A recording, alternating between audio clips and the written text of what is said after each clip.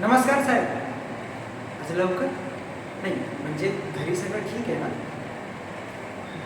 मी कसला लवकर निघतोय? ड्युटीचे 12 तास झाले की मी घरी.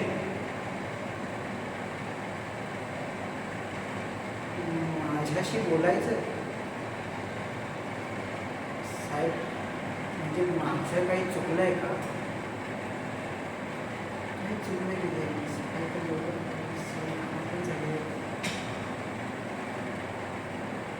साहेब काहीतरी चूक झाली असेल साहेब. पण साहेब तुम्ही मला कामावरून काढू नका साहेब. मी पाया पडतो साहेब. माझ्या पोटावरती पाहिजे साहेब.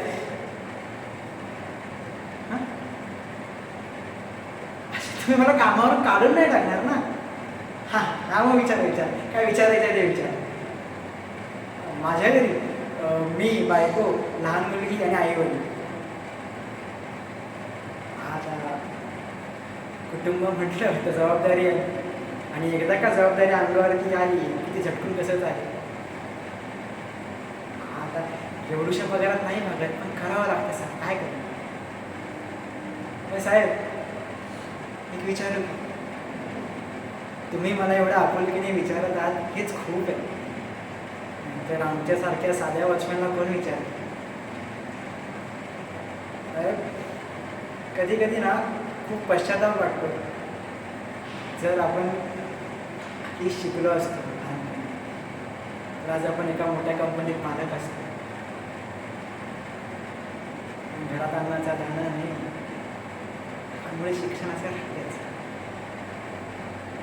नाही साहेब परिस्थितीने मात्र मला एवढं शिकवलंय की कशीही परिस्थिती असली तरी खंबीर उभं राहायचं. हा साहेब ते घरी जरा वडिलांची तब्येत बरी नाही आहे ह्यासाठीच अर्ज केली साहेब. परत नाही मागणार पण जरा आता घरी गरज होती म्हणून मागणार.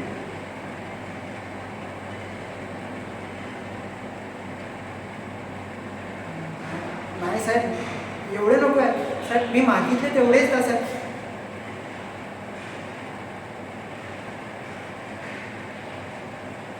धन्यवाद सर.